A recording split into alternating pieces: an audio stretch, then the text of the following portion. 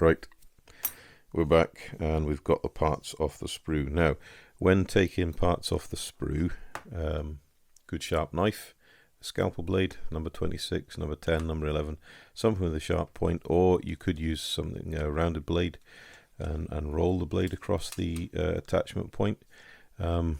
This photo etch is very fine attachment point, so it cuts really easily.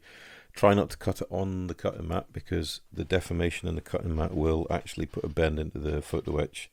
I use the edge of my board I have the mat sitting in, and that's like acrylic sheet, and it's even a tile or a piece of glass, something that's flat that you can cut against that doesn't flex the photo etch.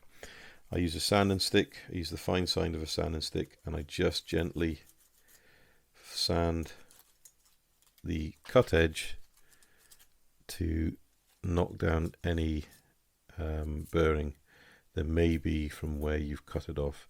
The beauty of using a scalpel is you can get the cut pretty close to the part, so that avoids any, usually avoids any burring. Now the other thing to remember is if you look at the reverse side, this is what we're going to glue onto the aircraft. It's absolutely super smooth and shiny, no use whatsoever. There's no all the glue will do is just crack off that. So what we need to do is lay the stick down. Usually use the coarse side because there's not much pressure going on, but lay it flat, lay the part flat on the stick, and then just gently, minimal pressure, just sand the part back and forth. And all we want to do here is put a key to the back of the surface to just increase that surface area and give the glue something to adhere to. So you can see the gentle scuffing that we've got on the back of that part. That will enable the glue to grip onto it and hold the part in place.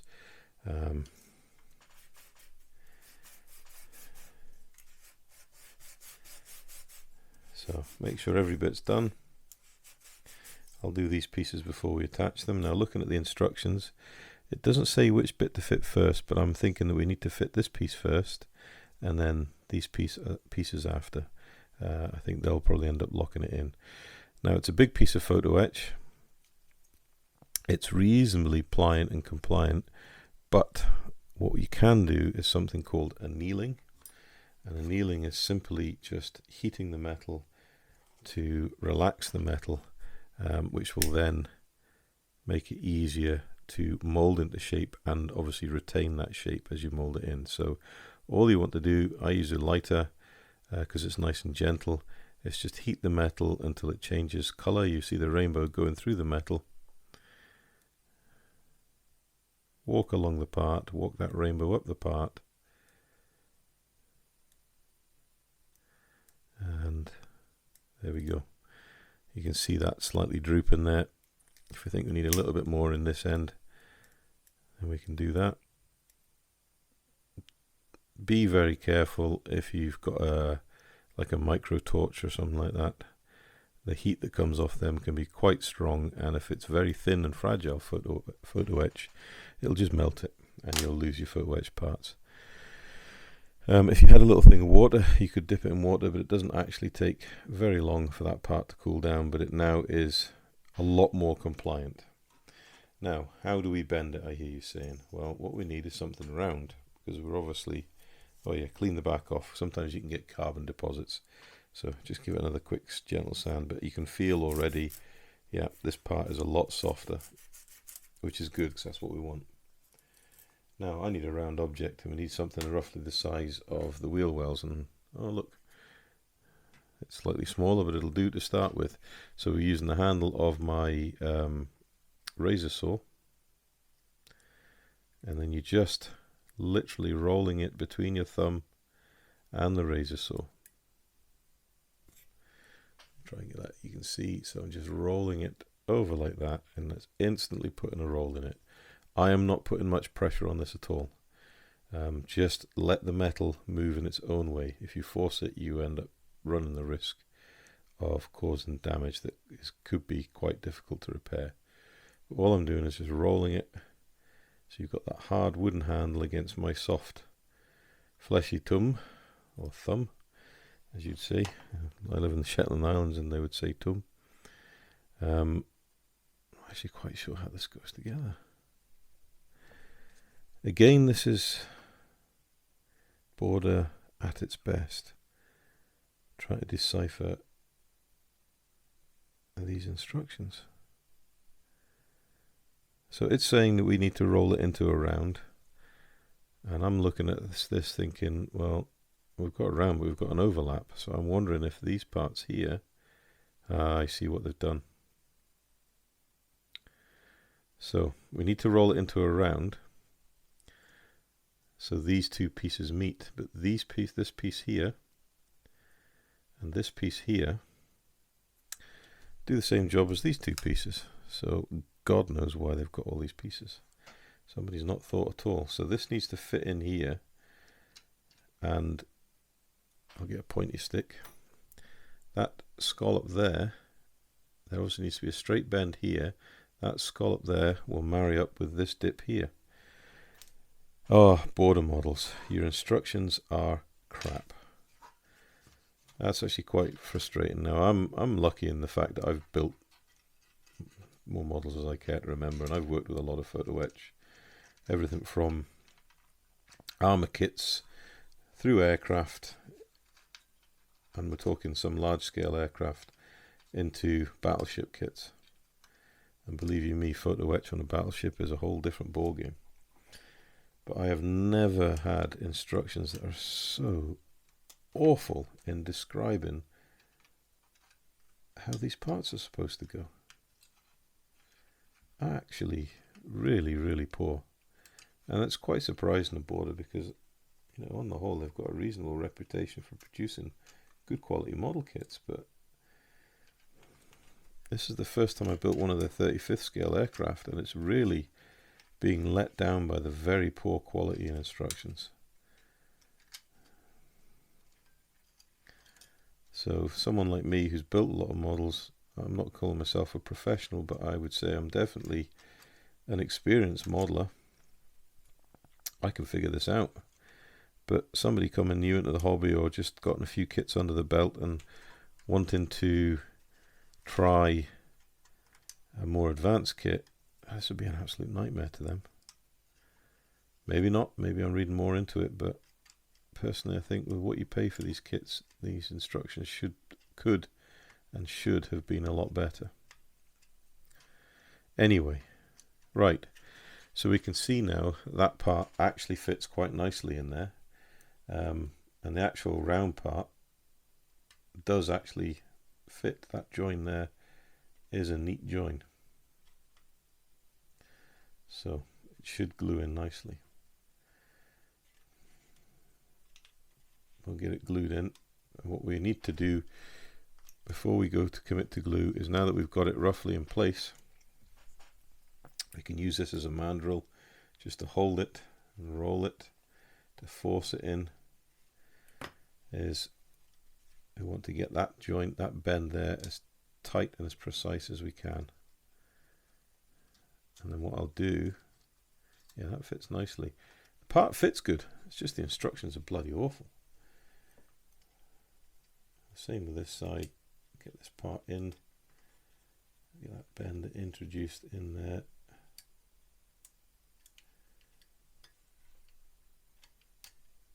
What I will do, I think, is,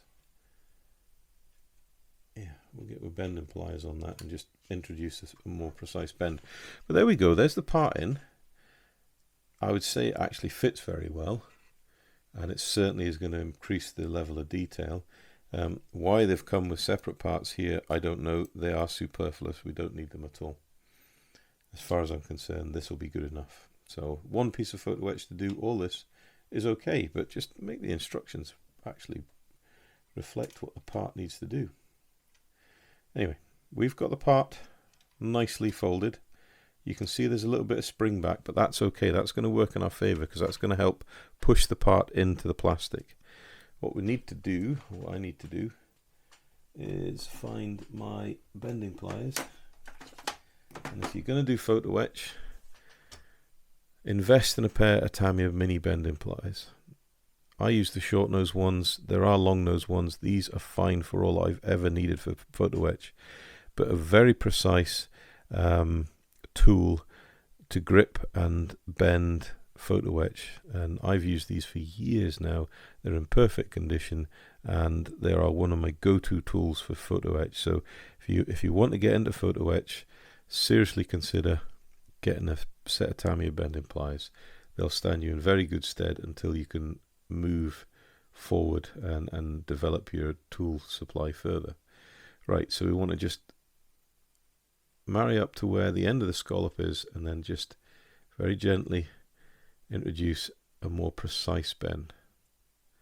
So this should help us when it comes to fit the part. Same on this side.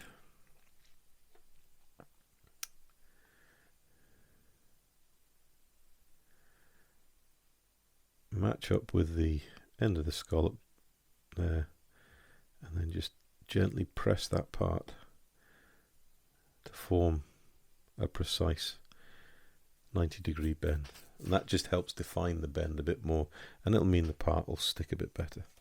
Now, same as before, if I get a thin sanding stick, just going to rough up the plastic. This plastic's quite good because it's kind of got a matte finish on it, but it's just good practice just to give it a little bit of a key, just to help that super glue, because super glue can be a little bit brittle, and if it's not got something to stick to, it can just crumble away. Now, some people might want to use PVA glue here. That's no problem. There are other proprietary brands of glue used for photo etch. Excuse me, I'm going to slurp a tea. I personally use Loctite. It's cheap. It's very consistent, which is good because you know what you're doing, and it works for me. Anyone can use whatever they want. I'm just saying what I use. Right, now we want to do this, I think, in piecemeal. So I think what we need to do first is secure it in roughly here, in one point. The part should be movable enough. Once we've got it in, we can then put the applicator in behind it and carry on that glued edge. So we'll pop it in that side first, because that's the other problem with super glue, is it has a habit of biting, gripping the part, so it's like a one-shot wonder. So we want to make sure that we are in the perfect position for when we push this part down in to the model. And I'm sorry if my hands are in the way. I want to get that in and placed correctly as quickly as possible, so we're not fighting against the super glue biting in and securing that part away before we're ready for it. Good.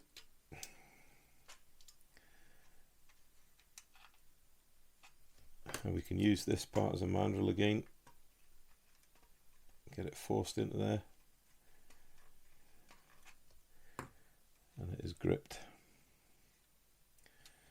Right. Now, because we've glued this front edge, it's not in there properly. Happy days.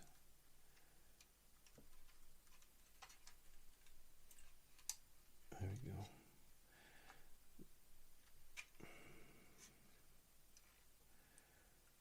And this is good as it's going to get, I think. Yeah, that is in tight.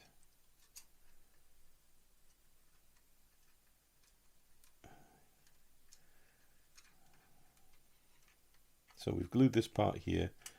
We've got this part we need to glue in. And this is the beauty of this is just the display super glue applicator. It's a thin piece of photo etch, so it'll fit behind that photo etch there. And we can just push it in place. And then just with the flat end of the pliers, we can just manipulate that flat into its position. That's why it's very important to test fit your photo etch.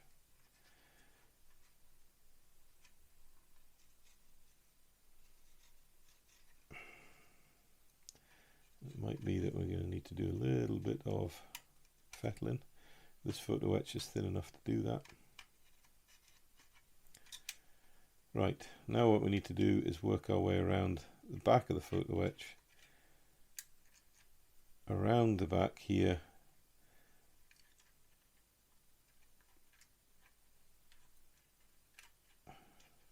so if you can just pull it like that, you see, try and get, I'm not covering up, you just pull it like that, we can work the applicator in around the back in sections and just glue the photo etch in, so it'll just pop in.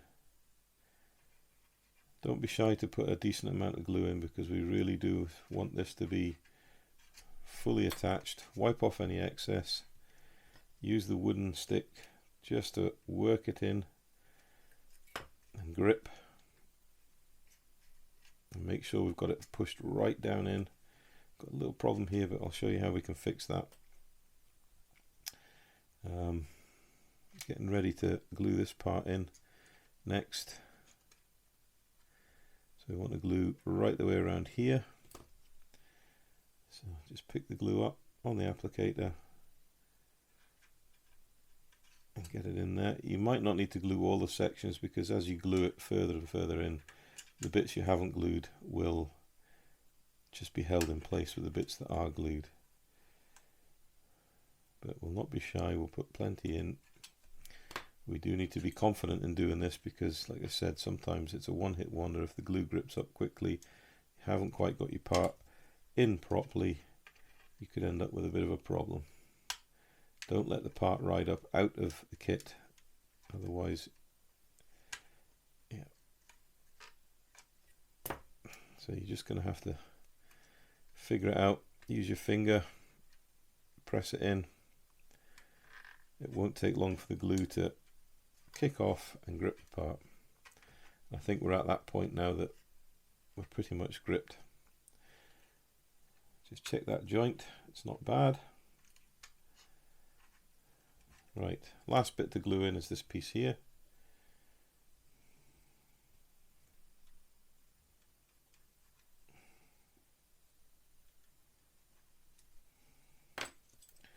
So again, with the tweezers, line it up and gently persuade it into position.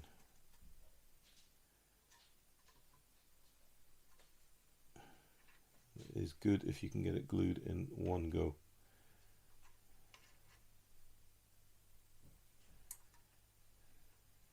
There we go. Now you'll notice there's a few gaps here. What we can do, because this is annealed, it's nice and soft, it's got a round edge on the bottom of my tweezers, is just gently burnish it in, just the top edge, and bang, your gap has gone perfectly. Beautiful fit of part. We've got one problem corner here. How do you sort that, I hear you say? Well, we'll sort it with a sanding stick. We could do a metal file. We could use a flat file.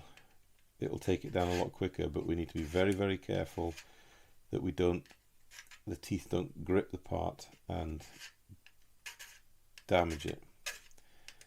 But all we're doing is taking that top burr off that's lifted past the underside of the wing. Be very careful not to damage any of the surrounding parts. We can come back in and just gently manipulate that part there, and it is just a crease where we folded it. We do need to make it look good, otherwise it will detract from the overall quality of this model. So just gently burnish that part, and then we'll come back in a slightly firmer sanding stick, only on the fine side though. Coarse side will be too coarse, and just work away at the part, and you can see it's gripping and it's pulling it away. You just want to work gently at that part.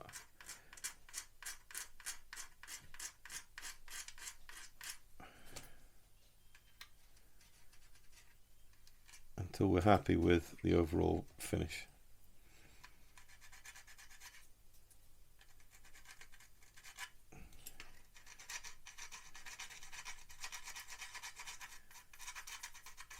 want to just get to the point where we can run our fingers over it and we don't feel the lip. Yeah, all in all, that's not bad. So there we go. That is the Photo-etched wheel well. Nicely in place, and it does lift the detail of the wheel well rather nicely. Introduces all the riveted surfaces in there, and it marries in with the rib surface we've got, and just gives you that extra level of detail. So a little bit of more work in here, just to finish burnishing the part, just to make those joins a little bit more seamless.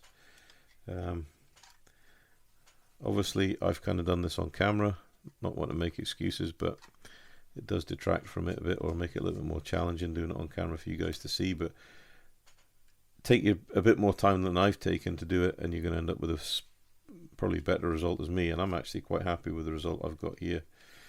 I just need to replicate it in the other side. So I'm going to get on and do this side, and once I've done that, we can actually seriously think about getting the canopy on and getting primed and start the painting process. So back shortly. Right folks, so I thought you'd want to see this. So in a way it was lucky that I did the right hand wing first, and I'll tell you why. Because when you look at the parts on the sprue, they're identical. The left hand right hand wing wheel wells are a mirror image of one another, so they should have reversed these parts in dimensions. So now we've got a part that really is struggling to fit. Oh dear, Border, you've really dropped the ball on this one, much to my annoyance. However, what can be done, I hear you say? Well, I think what I'm going to have to do is take a trusty pair of decoupage scissors, and we're going to have to cut these tabs off in line with where the bend is going to be, so we can work on the round to get it to fit. Very disappointing, because I actually thought these parts were not too bad. However, there's one part off. We can still use these parts and make them fit. That's not a problem. The biggest problem is going to be getting this blooming wheel well to fit. Right, there's the parts off. Just going to give that a little bit of a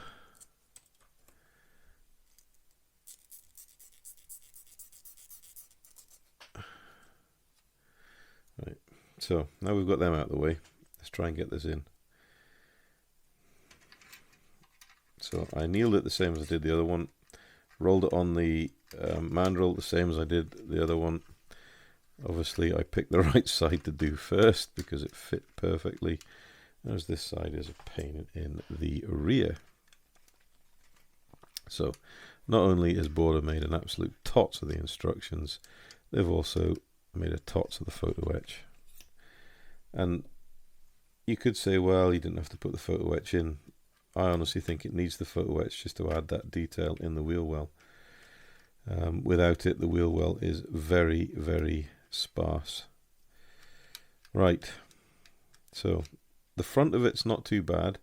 It's a reasonable fit. The problem area is here along the back. It just will not, because the curve's all wrong on it, it will not curve down and fit very well. So I think what I'm going to do is I'm going to try and trim off the bottom a little bit. Although it is kind of getting there, but it's very, very ropey.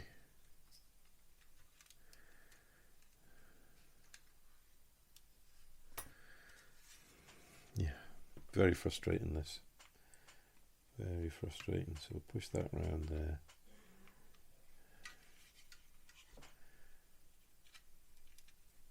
And we can use the back of the round file just to roll that in.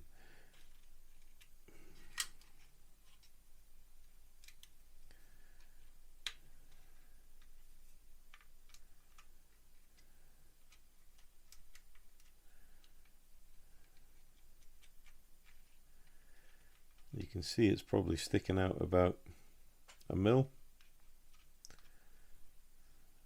It's quite substantial, really. So I've got one or two ways. If I don't take it off the top edge, we're going to lose it off. Oh, pain in the hoop, this. And it's things like this that really put people off building kits that are more advanced. Not that I'm saying it should be easy. It shouldn't be this blooming difficult, I know.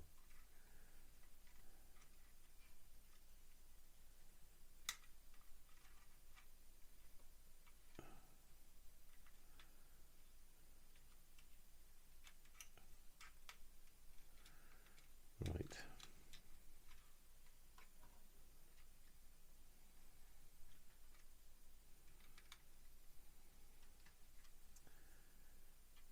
Discussions, decisions, times, don't know. I think I'm going to trim a bit off just here. Just go in with the scissors. There is enough here to trim away without losing the rivet detail. We're only needing about 1 mil, 1/2 mil to 1 mil, so we'll just go in there and trim down to the rivet line.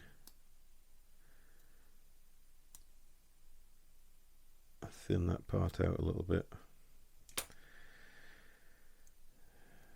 And the beauty of when you anneal it, it's so easy to cut with the scissors. And of course it rolls back into shape nicely. Let's see if that's made any difference.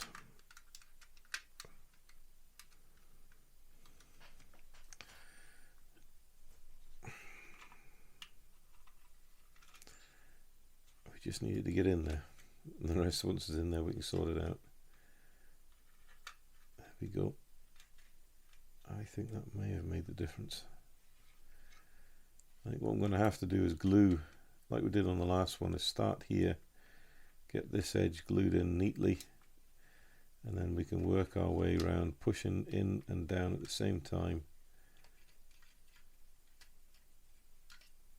and get that part manipulated into the wheel well. Now that we've cut what we have cut off, I don't think it's going to be far away. Right, glue time. See, the front edge is beautiful. Back edge is bloody awful. Oh, Border, why have you done this to your kit? And it's silly things like this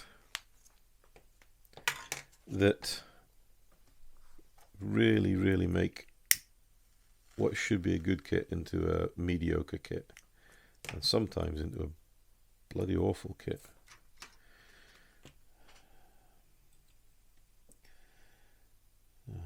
What can you do? Right, let's get this glued into place without making too much of a mess.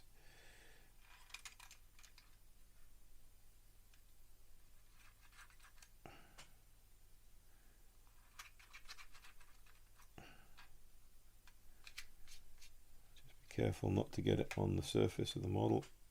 Press that in with the round handle. You can actually wick a little bit in here as well. We'll get all of that end stuck in so it doesn't move.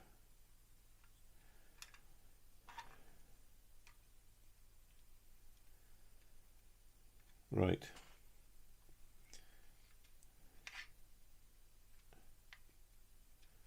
Burnish that down. That's a good fit. Let the battle commence. Right, that has to go in there. So I think we'll try and get that part. You can see here there's a gap. So basically this part would need to have been folded around on itself, and the detail need to be on the reverse of the part. Completely mirrored.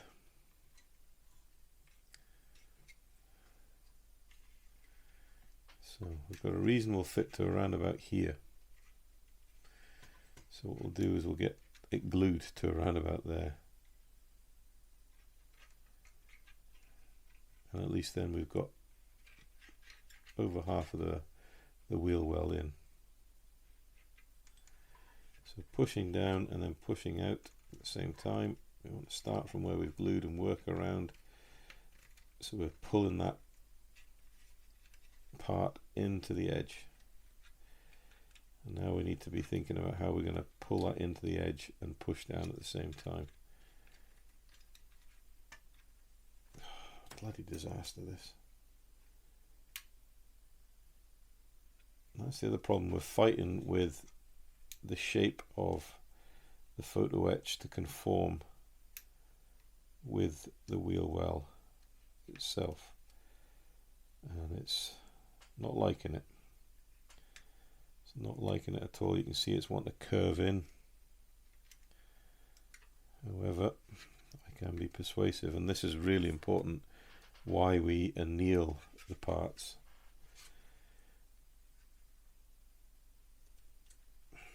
Because it makes them that little bit more malleable, that we can stretch them and bend them and make them fit. By God, they're going to make us work for it. So I think what I'm going to do is I'm going to glue in this section here, and then we'll try and manipulate that section in, and at least then it's going to be held down into the wheel well.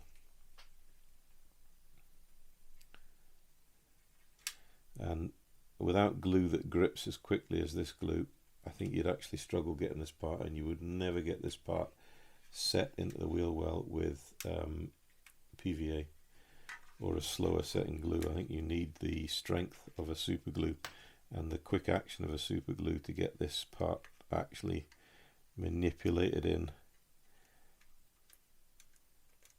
There we go. So I'm pushing down here at the joint, and I'm pushing down here and pulling at the back, putting quite a bit of force on this part, using the tweezers to push it in to the plastic to where we had the glue. Alright, that has gripped now. We'll glue this joint here. Yeah, this has really let this kit down, because this side went in reasonably well. This side is an absolute pain in the ass. Just wick away some of that extra glue and get this in. Force it in there. Hopefully get the grip on it.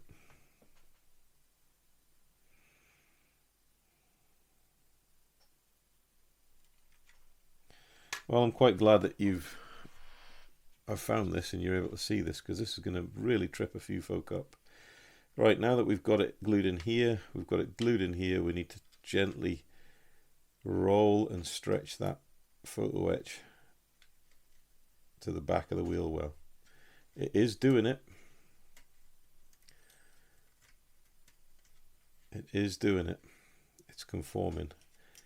But you can hear it's a bit proud, so we're going to have to do a bit of sanding there. But I think we have possibly rescued this from a very frustrated modeler. Get the glue in behind this, so the next time we burnish this, it will hopefully really take a grip of the plastic and wipe off the excess, so we don't end up with oodles of glue. And then we'll just burnish that in, keep burnishing until that glue goes off and it gets a grip.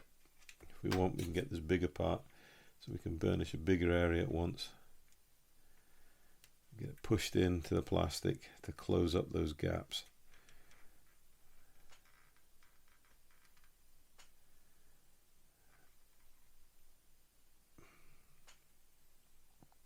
Dreadful. Modern kit like this, huge mistake from Border. Absolute unexcusable error. I'm usually quite an easygoing, mild guy, willing to give everyone a chance, but I think this is a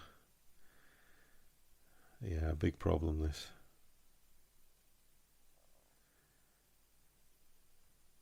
Right, that glue is curing up. I'm going to put some more in around the edge.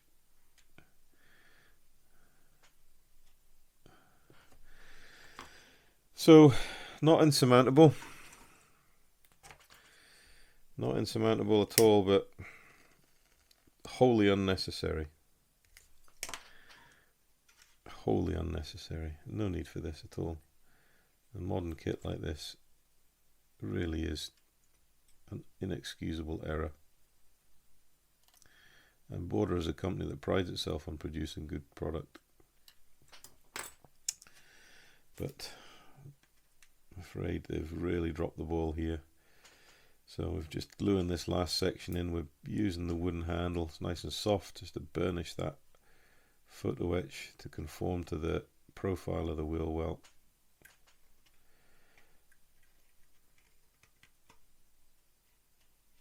There we go. We have managed to fight this one into position. All we need to do now is just wick that in there, just to seal that edge up there. Right, so we can just tidy up that corner there and that corner there, and then I'll use that to burnish that joint in there.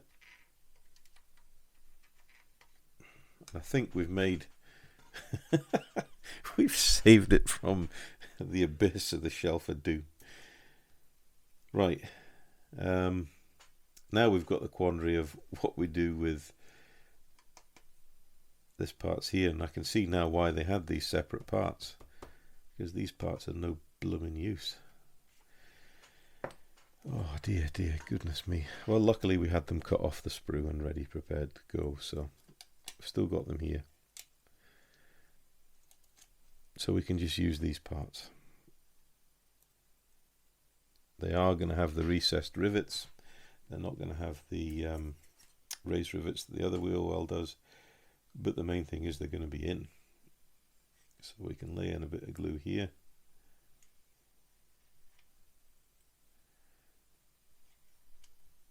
And then we can get the part and just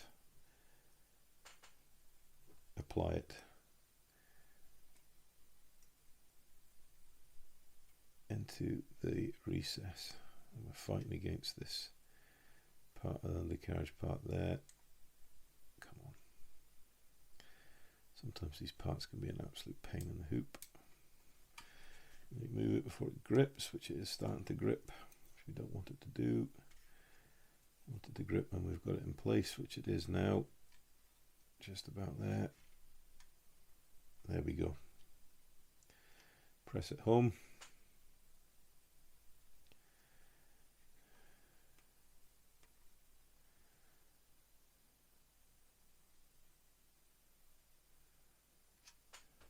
Right, that's that part in.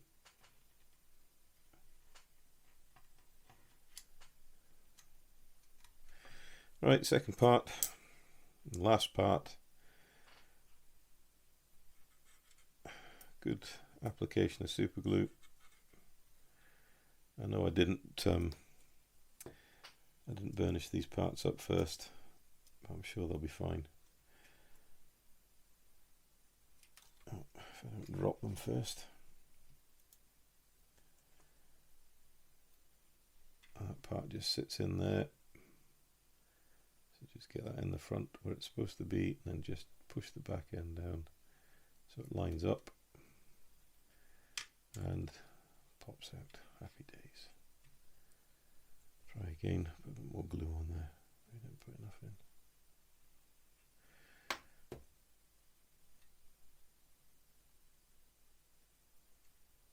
Perfect. Press down.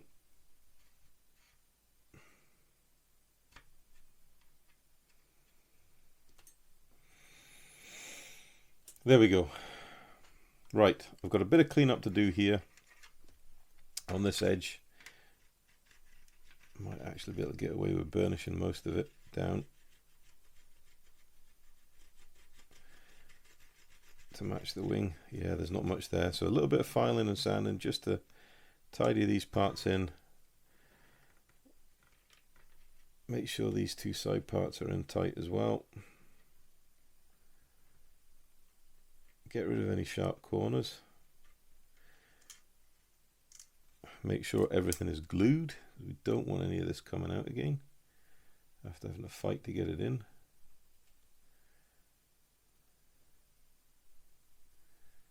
So make sure every joint is fully glued up, and then we'll have a clean up and we'll look at the canopies before we start paint. Okay guys, thought I'd just show you quickly.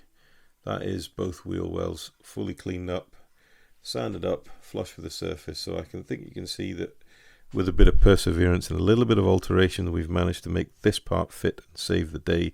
This part fitted really quite nicely straight off the bat. So other as a complete mess, this would be a polite way of putting it. Other as a real error on the part of Border.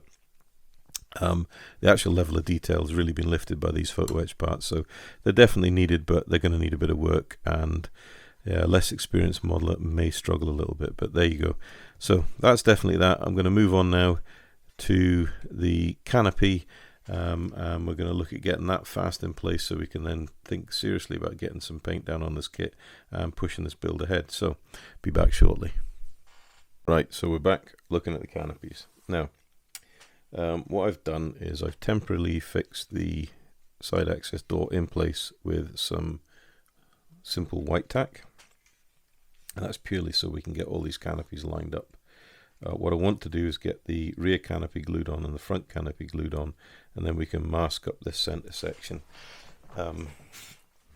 whilst we spray up, because ultimately I want the canopy to be open. Now, I've just simply masked this up with Tamiya tape. There's quite good framing around the canopy, so it's very easy to cut your own masks. I'm assuming somebody will come with a set of masks for this in due course. Now, the one thing I'll say is that the canopy plastic is very, very thin. So for all that there's distortion in the bubble canopy, the actual styrene used for it is super thin molded. So you do need to be very, very careful when masking the parts and manipulating the parts, because you really don't want to crack them. That would be a bad day. Looking at the rearmost part, so this is part G8, we've got G7, and then we've got G6 and G1 as the armoured shield. The armoured shield I'm going to have to glue on with PVA glue after we've got it painted. G8 goes this either way, but if you look at G8, then you've got one side's got a narrow canopy frame, and then the other side's got a broader one. The thicker frame goes to the front of the aircraft. It actually fits really, really nicely, and on canopy parts like this, I like just to fasten them in with Tamiya extra thin. You need to be very careful, I'll always say that. If you make a mess of it, it will cloud the part and you'll never get it back and it'll be ruined. Give the part a rub out on the inside to make sure you've got rid of any flurm, fluff, debris, dust, whatever. Line the part up. Now wick off the bulk of the glue. This brush will hold glue enough to glue this part in. You don't need lots of glue. The capillary action will work for you. So start on one side, go to the other, and you want to just be touching the join. You don't want to be anywhere near the masking tape. If you hit the masking tape, the glue will wick underneath the masking tape and destroy the canopy part. So you've been warned. If you're not confident doing it this way, then seriously think about using PVA glue. It is strong enough to hold canopies in, and I've glued many a canopy in with PVA glue.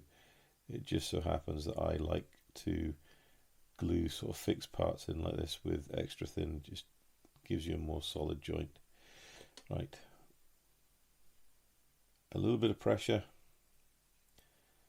will help bond that together, and that is in there, and that is a really nice fit. Quite happy with that. Now, the reason we had to put the door on is we need to set this piece in place,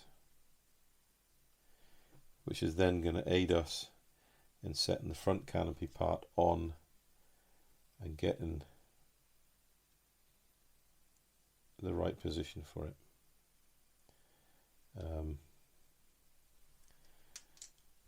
It's a little bit wide for the fuselage, so it does droop over either side, but you get the rough lines sorted out and we get the bubble canopy on in place, holding it in place, make sure it's even on both sides, and we can get this front piece in.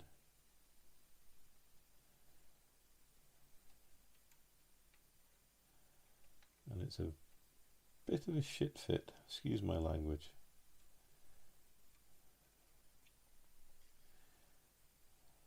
I honestly think I probably would have preferred a one-piece canopy if I wanted it closed.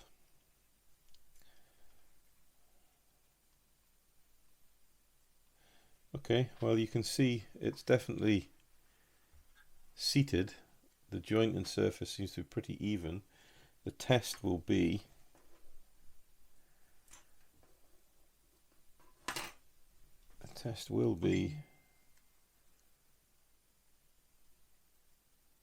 putting the armoured section on.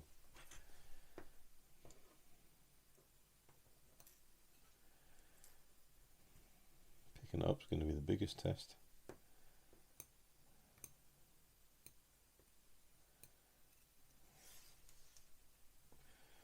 I have masked both sides of this because I'm obviously going to spray it off model.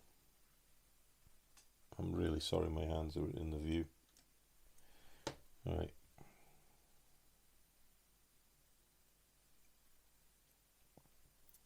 So we can ease that into position. And actually it's not too bad. So we know it's going to work. So what we need to do now is just get confident of that final position, which is why we need the bubble canopy. Because obviously we need to make sure that the lip of the front canopy doesn't obstruct the door. But we do know it's all going to go together, which is good. So we can set that to one side. That's done its purpose. We know it's going to work. So we need to come back in now and hold this in position and drop the canopy in. There will be folk observant that I haven't put the reflector sight in. Should be able to do that after, he said optimistically. Right, so again, set the bubble canopy on and then look down the aircraft to make sure we're happy that it's even on both sides. Very important part to get this in the right position, even and equilateral. It does seem to want to center itself quite naturally, which is good. Helps us, but it's in position there. Right. Introduce this part nice and gently so we don't disturb the canopy too much.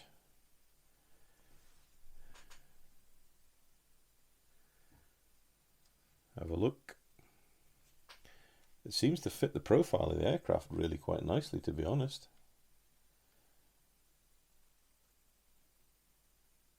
And there's some pretty good guidance marks just on the front where that armoured canopy is going to go. But yeah, it's really important now. Those of you who are brave or foolhardy, I don't know which, can choose to use either extra thin or PVA. I am going to go down the route of extra thin. just my preferred way of doing it. Call me brave, call me foolhardy, but I'm happy to do it that way and take the chance. But it does mean that you need to take your time. I'm going to set this down. I'm not going to carry it and do it the same. You just got to take your time to make sure it all matches up and you're happy with the alignment. And only when you're happy with the alignment, commit to glue.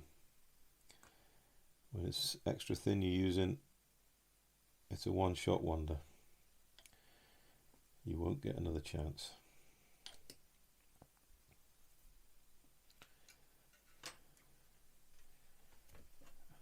It's not bad. It's not bad. There is a little bit of wiggle room in this. We'll get a little bit of adjustment time. All in all, I think that's okay. It's certainly got a really good join. So if we wanted to have a closed canopy, we can do that. That's going to work perfectly. Look back, it needs to go back slightly.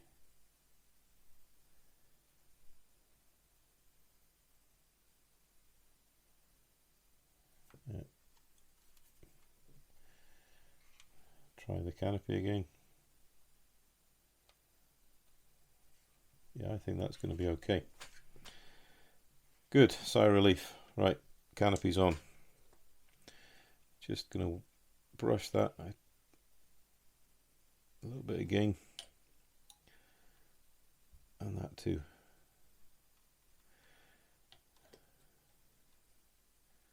And a little bit across the front here. Being very, very careful to avoid hitting the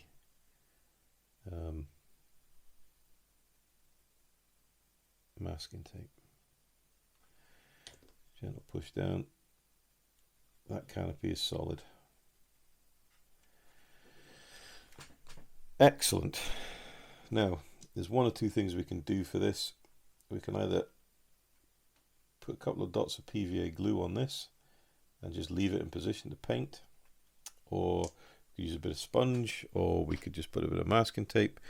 There's a number of different things to do, but can't do anything until it's set completely and cured, so we don't adjust it or anything like that.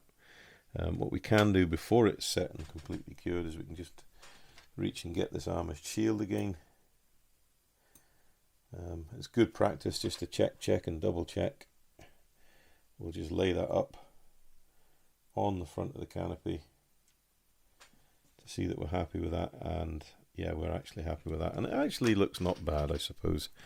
I'm not an Spitfire aficionado, so dare I say, if it looks like a Spitfire and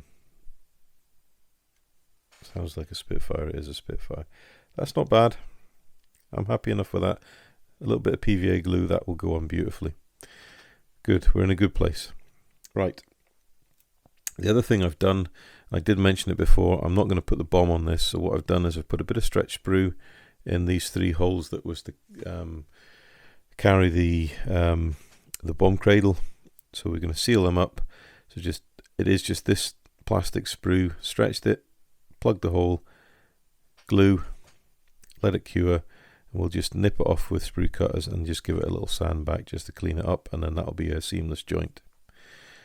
So yeah, we are actually now at the point where once I get this masked off, once it's cured up, we're ready for paint, and that's really exciting because this kit's actually gone together quite quickly. Other as these absolute mess of the photo etch here, this has been a really pleasant build to do. So we'll leave it at that for now, and the next we'll come back is I'll have this masked up and we'll be all cleaned down and ready for paint. See you again soon.